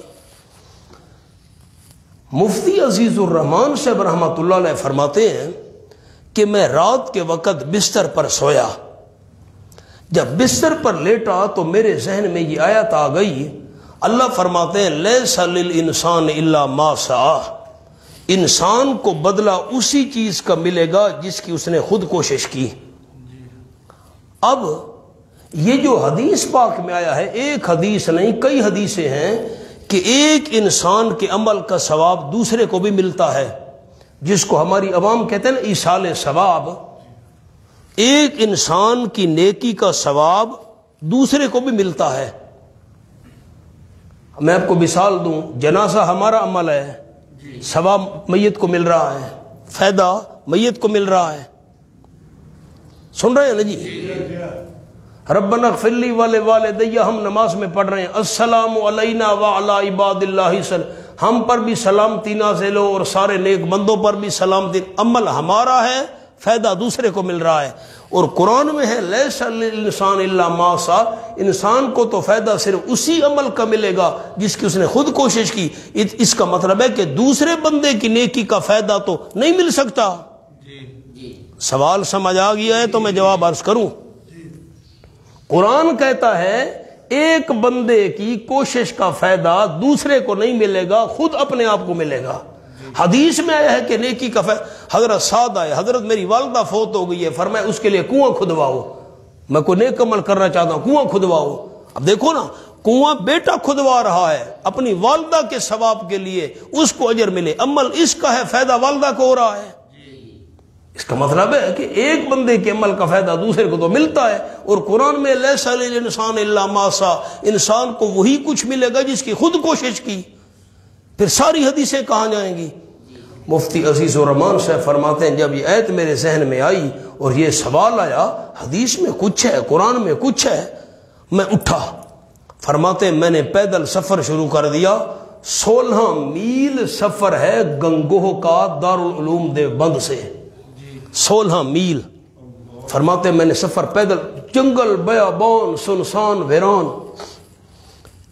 گنگوہ میں کتب ربانی حضرت مولانا رشید احمد گنگوئی رحمۃ اللہ علیہ، جن کے پاس گنگوہ جا کر حضرت مولانا حسین علی صاحب نے حدیث پاک پڑھی تھی، استاذ الاساتذہ کتب وقت۔ فرماتے ہیں مفتی صاحب کہ جب میں گنگوہ پہنچا تو حضرت گنگوئی رحمت اللہ علیہ تہجد کی نماز پڑھنے کے لیے وضو کر رہے تھے، لوٹا ہاتھ میں تھا، انہوں نے دیکھا مفتی صاحب آپ اس وقت کیسے آنا ہوا؟ وضو کر رہے حضرت۔ مفتی صاحب نے عرض کیا حضرت رات کا وقت تھا، میں جب بستر پر لیٹا تو اے ذہن میں آ گئی لیس للانسان الا ما سعی، انسان کو وہی کچھ ملے گا جس کی اس نے خود کوشش کی۔ اب حدیث میں آیا ہے کہ ایک بندے کی نیکی کا فائدہ تو دوسرے کو ملتا ہے، تو یہ حضرت نے اسی وقت فرمایا، سنو سنو عالم عالم ہوتے ہیں، ہائے ہائے۔ حضرت گنگوئی نے فرمایا مفتی صاحب آیت میں الا ما سعی، اس سے مراد سعی ایمانی ہے۔ میں سمجھا دوں آپ کو، اگلی بات پھر کروں گا۔ کیا مطلب سعی ایمانی؟ انسان کو وہی کچھ ملے گا جس کی اس نے خود کوشش کی۔ اس کوشش کرنے سے مراد ایمان کی کوشش ہے۔ کیا مطلب؟ ہر انسان کے ایمان کا فائدہ اس کو خود ملے گا، ایک بندے کے ایمان کا فائدہ دوسرے کو نہیں مل سکتا۔ ایک بندے کے ایمان کا فائدہ دوسرے کو، ایمان ہے حضرت ابراہیم علیہ السلام کا، باپ کو فائدہ نہیں ہوا، نہیں سمجھے؟ ایمان ہے حضرت نوح علیہ السلام کا، بیٹے کو فائدہ نہیں ہوا۔ ایمان ہے حضرت لوط علیہ السلام کا، بیوی کو فائدہ نہیں ہوا۔ آیت میں مراد ہے ایمان۔ ہر انسان نے جو اپنے ایمان کے لیے کوشش کی، عقیدے کے لیے کوشش کی۔ اب دیکھیں الحمدللہ، سارے ساتھیوں نے الحمدللہ کہنا ہے، ہم موحد ہیں، الحمدللہ ہم موحد ہیں۔ اب ہماری اس توحید کا فائدہ مشرکین کو مل سکتا ہے؟ موحد ہم ہوں اور قیامت میں مشرکین کو فائدہ مل جائے اور وہ بچ جائیں۔ اگر ہمارے کوئی خدا نہ خاصہ رشتہ دار، گھر والے وغیرہ وغیرہ، برادری والے وہ شرک میں ڈوبے ہوئے ہیں، تو ہماری توحید کا فائدہ ان کو قیامت میں مل سکتا ہے؟ نہ۔ عقیدے کا فائدہ، ایمان کا فائدہ اپنے آپ کو ملتا ہے۔ آیت میں مراد ہے سعی ایمانی، عقیدے اور ایمان کا فائدہ بندے کو اپنے آپ کو ملے گا اور کو نہیں ملے گا۔ اور حدیث میں جو ذکر ہے کہ فائدہ ملتے ہیں وہ مراد عمل ہے، وہ مراد قرآن میں مراد ایمان ہے اور حدیث میں مراد عمل ہے۔ عمل کا فائدہ دوسرے کو ملتا ہے، ایک کے ایمان کا فائدہ دوسرے کو نہیں مل سکتا۔ مفتی صاحب نے کہا السلام علیکم، کیا حضرت بس میں واپس جا رہا ہوں۔ نہ بس آیا سیکھنے کے لیے آیا تھا۔ اگلا جملہ غور سے سننا بھائی ظفر صاحب، جملہ مفتی صاحب کا، ہائے ہائے قربان نے وہاں صاحب جملہ سننا۔ مفتی صاحب کہنے لگے حضرت واپس جا رہا ہوں، بس 16 میل پرانے کلومیٹر نہیں پیدل سفر کیا، اس وجہ سے میں نے سفر شروع کر دیا تھا۔ ایسا نہ ہو کہ آیا سیکھنے اور سمجھنے سے پہلے موت آ جائے اور قیامت میں اللہ کہے کہ تو نے ایک قرآن کی آیت کیوں نہیں سیکھی تھی۔ ہم نے کتنی محنت کی ہے اور کتنی ہم نے کوشش کی ہے۔ آؤ مولانا سبق پر۔ اکذبتم بآیاتی ولم تحیطوا بہا علما، پہلا جرم، کیا جھٹلایا تھا تم نے میری آیتوں کو اور حالانکہ نہیں احاطہ کیا تھا تم نے۔ جرم دوم، ان آیتوں کا درو علم کے، ان کا علم بھی تم نے حاصل نہیں کیا تھا۔ ماذا کنتم تعملون، بھلا یہ تو بتاؤ کیا کچھ تم عمل کیا کرتے تھے، پھر کرتے کیا رہے ہو دنیا میں؟ تم نے مومنوں کو تکلیفیں دیں، انبیاء کرام کو ستایا، انبیاء کرام پر ظلم کیے، کفریہ شرکیہ عقیدے اختیار کیے، شرک کفر والے عمل، بھئی یہی کچھ کرتے رہے ہو۔ آیتوں کو تو تم نے سیکھا نہیں تھا، کرتے کیا رہے ہو؟ وَوَقَعَ الْقَوْلُ عَلَيْهِمْ، اور واقع ہو جائے گی بات عذاب والی ان پر۔ قول سے مراد ہے عذاب والی بات، اور واقع ہو جائے گی عذاب والی بات ان پر، بما ظلموا، اس وجہ سے کہ دنیا میں انہوں نے شرک والا ظلم کیا تھا۔ فَهُمْ لَا يَنْتِقُونَ، بس وہ بول نہیں سکیں گے۔ ثبوت جو مضبوط ہوگا ان کے خلاف کیسے بات کر سکیں گے؟ أَلَمْ يَرَوْا أَنَّا جَعَلْنَا اللَّيْلَ لِيَسْكُنُوا فِيهِ وَالنَّهَارَ مُبْصِرًا، دوسری عقلی دلیل آ گئی۔ ایک عقلی دلیل پیچھے گزری ہے، آیت نمبر 73 دیکھیں نا جی، 73۔ وَإِنَّ رَبَّكَ لَيَعْلَمُ مَا تُكِنُّ صُدُورُهُمْ وَمَا يُعْلِنُونَ، جو سینے چھپاتے ہیں ظاہر کرتے ہیں، اللہ سب کچھ جانتا ہے۔ وہ ایک عقلی دلیل تھی۔ دوسری عقلی دلیل، اس عقلی دلیل کا خلاصہ تھا سب کچھ جاننے والا صرف اللہ ہے۔ اس عقلی دلیل کا خلاصہ سب کچھ کرنے والا اللہ ہے۔ الم یروا، کیا انہوں نے غور نہیں کیا؟ رویت قلبی، دل سے سوچنا مراد ہے۔ کیا انہوں نے دیکھا نہیں یعنی سوچا نہیں، یقیناً بنایا ہم نے اللیل رات کو، لیسکنوا فیہ رات کو کیا بنایا؟ مظلمن اندھیرے والا بنایا، رات اندھیری ہوتی ہے، والنہار لیسکنوا فیہ تاکہ آرام کریں اس رات میں۔ ہم نے کہا رات کو ہم نے آرام نہیں کرنا، ہم نے تو موبائل پر فیس بک چلانی ہے، کارٹون دیکھنے ہیں بچوں کو۔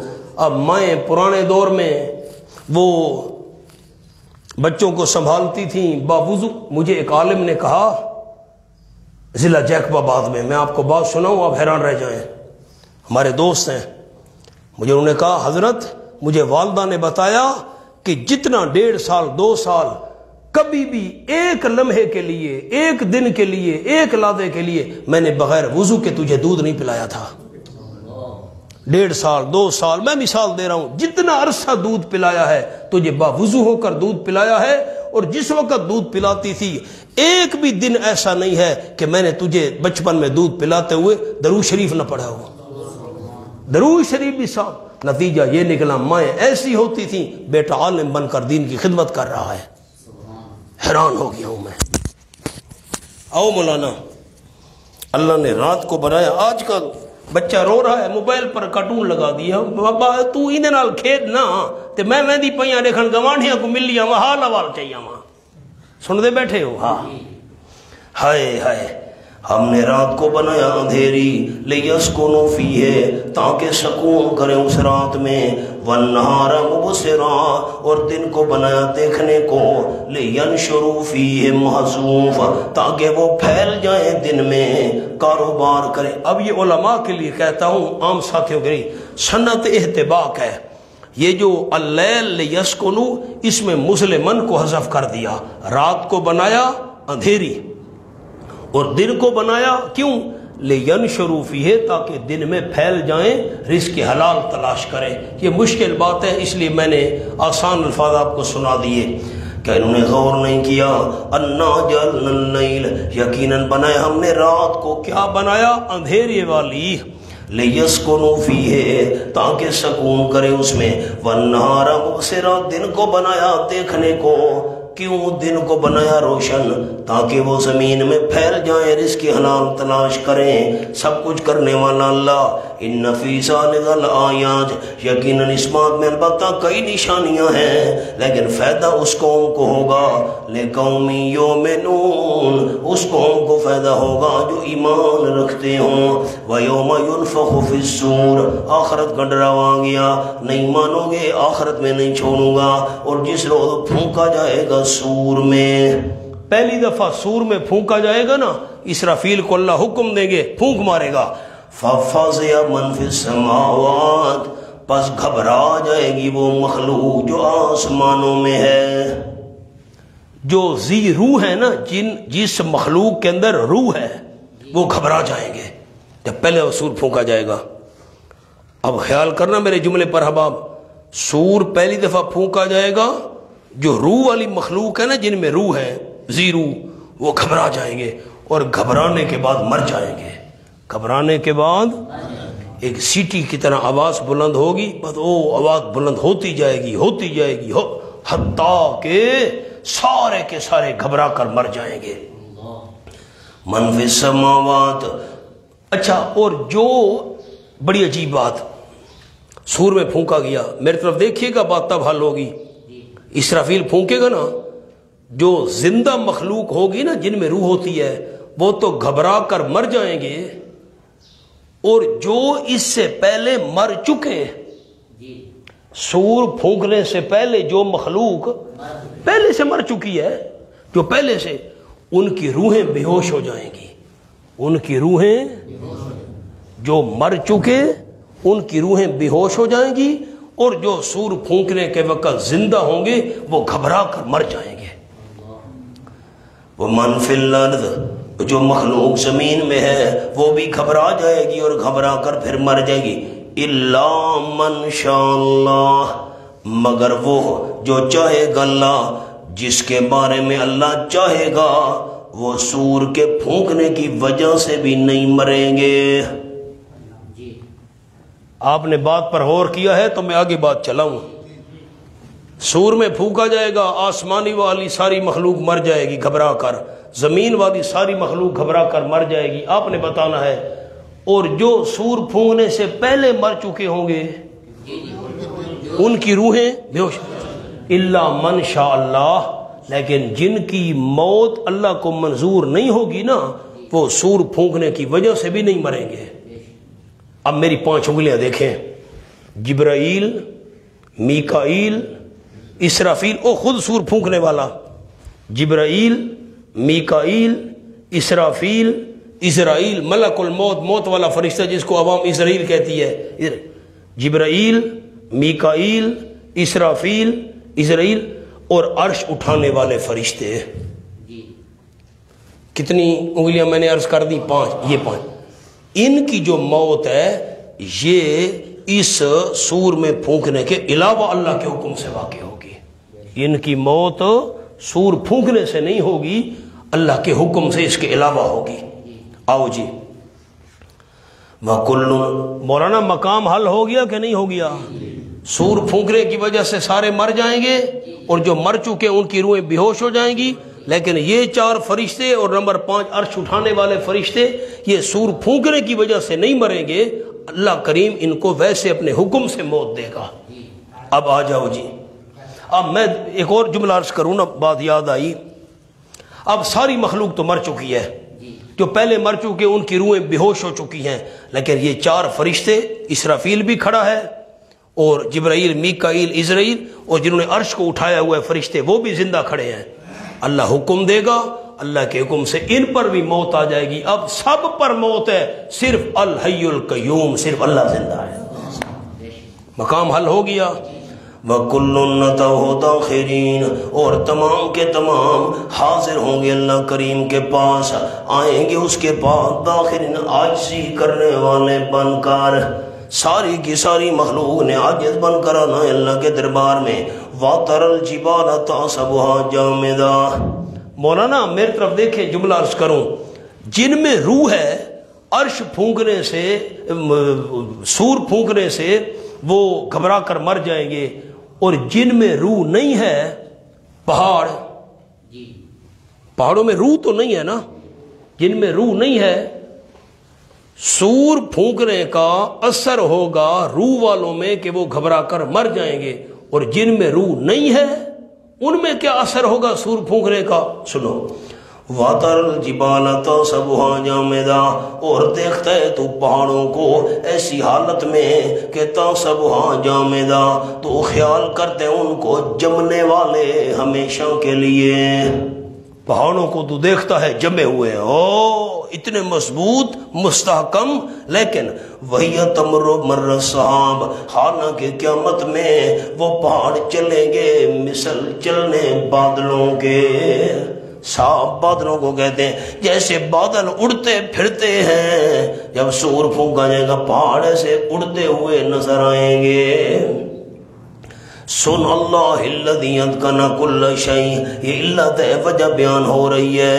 مولانا علماء کے لیے کہتا ہوں، یہ جو سنع اللہ، سنع یہ مفعول مطلق ہے، اس کا فعل مقدر ہے برائے تاکید مضمون۔ احسن اللہ تعالی ذالک صنعا، بے مثال کاریگری ہے اللہ نے پہاڑوں کو، جس اللہ نے پہاڑوں کو مضبوط بنایا وہ اللہ ان پہاڑوں کو بادلوں کی طرح اڑائے گا۔ سن اللہ الذی اتقن کل شیء، یہ کاریگری ہے اللہ کریم کی، وہ اللہ اتقن جس نے مضبوط بنایا کل شیء، ہر ایک چیز کو اس کے حال کے مناسب۔ جس طرح اللہ نے ہر چیز کو مضبوط بنایا، اسی طرح اللہ کریم ان کو اڑانے پر، ذرا ذرا کر کے بکھیرنے پر بھی قادر ہے۔ انہ خبیر بما تفعلون، یقین اللہ کریم خبر رکھنے والا ہے جو تم کام کر رہے ہو۔ ورنہ بدلہ تو تب اللہ دینا جب اللہ کو پتہ ہو۔ مجھے کسی کے جرم کا پتہ ہی نہیں ہے، میں سزا کیسے دوں گا؟ فرمایا جو تم کر رہے ہو اللہ خبر رکھنے والا ہے، وہ بدلہ دے سکتا ہے، نیکی کا بھی گناہ کا بھی۔ من جاء بالحسنہ، اب یہ بشارت آ گئی خوشخبری، اب ذرا بدلے کا قانون سنو، قانون مجازات۔ من جاء بالحسنہ، جو بندہ لے کر آیا نیکی، فلہ خیر منہا، ایک نتیجہ بدوا سے اس کے بہت بہتر ہوگا اس سے۔ جو نیکی لے کر آیا اللہ اس سے بہتر بدلہ اس کو دے گا۔ بالحسنہ اس سے مراد ہے لا الہ الا اللہ۔ سب سے بڑی نیکی کیا ہے؟ آپ کہہ دیں سارے ساتھی، سب سے بڑی نیکی کیا ہے؟ لا الہ الا اللہ۔ وَهُمْ مِنْ فَزَعٍ يَوْمَئِذٍ آمِنُونَ، دوسرا نتیجہ جو بندہ کلمہ اخلاص لے کر آیا، لا الہ الا اللہ کی شہادت لے کر آیا، موحد بن کر آیا، ایک تو نتیجہ یہ ہے فَلَهُ خَيْرٌ مِّنْهَا، بہت بہتر ہوگا اس کے لیے اس سے، اور دوسرا نتیجہ وَهُمْ مِنْ فَزَعٍ، اور وہ بڑی گھبراہٹ سے۔ فازعین علماء کے لیے تنوین تعظیم کی ہے، بہت بڑی گھبراہٹ سے۔ یومئذ آمنون، اس روز امن والے ہوں گے، جو موحد ہوا اس کو اس روز امن نصیب ہوگا۔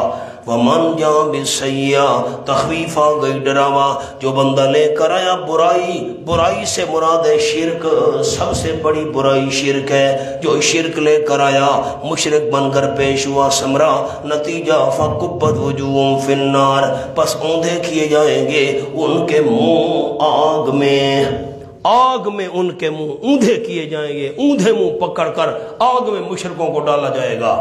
حل تجزون الا ما کنتم تعملون، مجرموں کو ذلیل کرنے کے لیے کہا جائے گا نہیں بدلہ دیے جا رہے ہو تم، الا ما کنتم تعملون، مگر جو تم عمل کیا کرتے تھے، جو عمل کرتے تھے انہی کا بدلہ تمہیں مل رہا ہے۔ جیسی کرنی ویسی بھرنی، نہ مانے تو کر کے دیکھ، جنت بھی ہے دوزخ بھی ہے، نہ مانے تو مر کے دیکھ۔ انما امرت ان اعبد رب هذه البلدہ، اب یہ دلیل وہی آ گئی ہے بطور ثمر اور نتیجہ۔ میں جو مسئلہ بیان کر رہا ہوں، عالم الغیب صرف اللہ، سب کچھ کرنے والا صرف اللہ، برکتیں دینے والا لہذا صرف اللہ، اسی ہی کی غیبانہ پکار کرو، اپنی مرضی سے یہ مسئلہ بیان نہیں کر رہا، مجھے اللہ کا حکم ہے۔ انما امرتو، پکی بات ہے میں حکم دیا گیا ہوں، ان اعبد رب هذه البلدہ، کہ عبادت کروں صرف اس شہر کے رب کی۔ هذه البلدہ، یہ جو مکہ مکرمہ ہے اس کے رب کی عبادت کروں، یقیناً میں حکم دیا گیا ہوں کہ عبادت کروں میں صرف اس شہر کے رب کی۔ الذی حرمہا، یہ توحید کا بیان ہو گیا، وہ اللہ حرمہا جس نے حرمت والا بنایا ہے اس شہر کو، مکے کو بڑی عزت اور حرمت والا اللہ نے بنایا ہے۔ سبحان اللہ، حدود حرم کے اندر کوئی والد کا قاتل بھی مل جائے لیکن اس کی طرف اشارہ کرنے کی بھی اجازت نہیں ہے، حالت احرام میں بندہ ہے شکار کرنے کی اجازت نہیں ہے، درخت وہاں سے کاٹنے کی، پودا اکھیڑنے کی اجازت نہیں ہے، وغیرہ وغیرہ۔ ایک نماز پڑھو لاکھ نماز کا ثواب، بڑی عزت اور حرمت والا اللہ نے بنایا۔ عزت اور حرمت والا مکے کو بنانے والا اللہ، تو عبادت کے لیے بھی صرف اللہ۔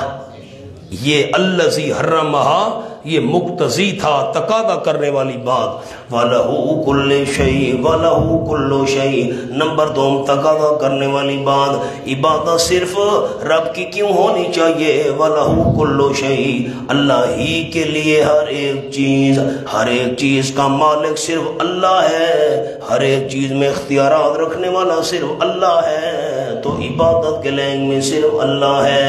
وَأُمِرْتُ أَنْ أَكُونَ مِنَ الْمُسْلِمِينَ، اور میں حکم دیا گیا ہوں کہ رہوں میں فرما برداروں میں سے۔ عقیدہ بھی میرا مسلمانوں والا، عمل بھی مسلمانوں والا، عقیدے میں بھی فرما بردار، عمل میں بھی فرما بردار، یہ مجھے میرے رب نے حکم دیا ہے۔ وَأَنْ أَتْلُوَ الْقُرْآنَ، پہلے توحید کا ذکر تھا، ان عبادہ عبادت صرف رب کی کرنی ہے، اب تبلیغ کا ذکر آ گیا۔ وان اتلو القرآن، یہ بھی میں حکم دیا گیا ہوں یہ کہ پڑھتا رہوں میں قرآن۔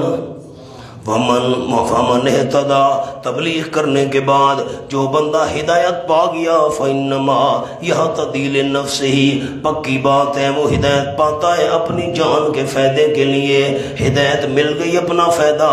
ومن ضل، اور جو بندہ گمراہ ہو گیا تو میرا کوئی نقصان نہیں، جزا مقدر ہے، کوئی گمراہ ہو گیا میرا کیا نقصان ہے، کیوں؟ فَقُلْ، فرما دیجیے میرے محبوب صلی اللہ علیہ وسلم، انما انا من المنذرین، پکی بات ہے میں تو ڈرانے والوں میں سے ہوں۔ اس کا تعلق ہے پہلے دو قصوں کے ساتھ، ذرا ذہن حاضر کیجئے۔ پہلے دو قصے تھے حضرت موسیٰ علیہ السلام کا، سلیمان علیہ السلام کا، دونوں عالم الغیب نہیں تھے۔ میں آمنہ کا لال ڈرانے والا ہوں، یہ پہلے دو قصوں کے ساتھ متعلق ہے بات۔ انما انا من المنذرین، یہ بطور نتیجہ بات ان سے متعلق ہے۔ کیا مطلب؟ خیال کرنا، موسیٰ علیہ السلام عالم الغیب نہیں تھے، سلیمان علیہ السلام عالم الغیب نہیں تھے، میں ڈرانے والا ہوں، عالم الغیب نہیں ہوں، عالم الغیب صرف اللہ ہے۔ وَقُلِ الْحَمْدُ لِلَّهِ، اب یہ جو ہے نا، یہ پچھلے دو قصوں کے ساتھ متعلق ہے۔ حضرت صالح علیہ السلام، لوط علیہ السلام، ماننے والوں کو اللہ نے بچایا، نہ ماننے والوں کو اللہ نے تباہ کر دیا۔ اعلان فرما دیجئے میرے محبوب صلی اللہ علیہ وسلم، الحمدللہ۔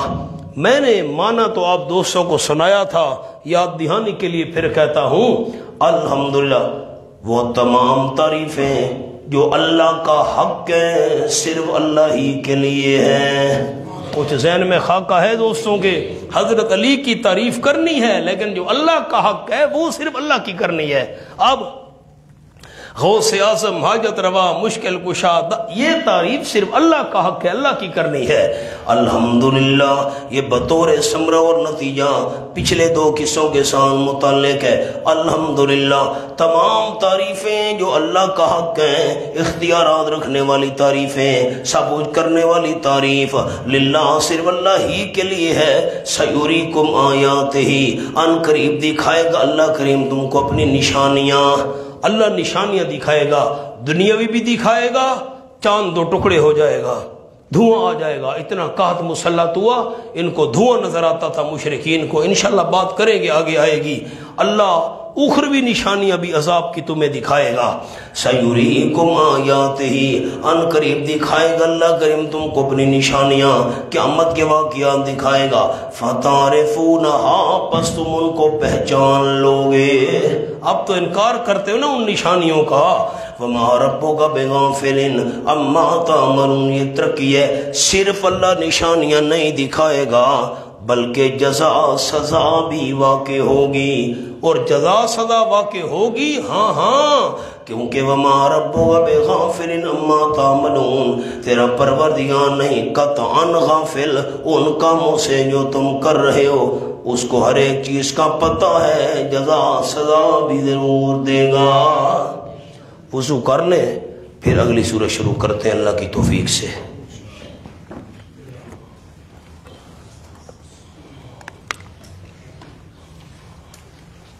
قاری صاحب کو پکھا تو چلو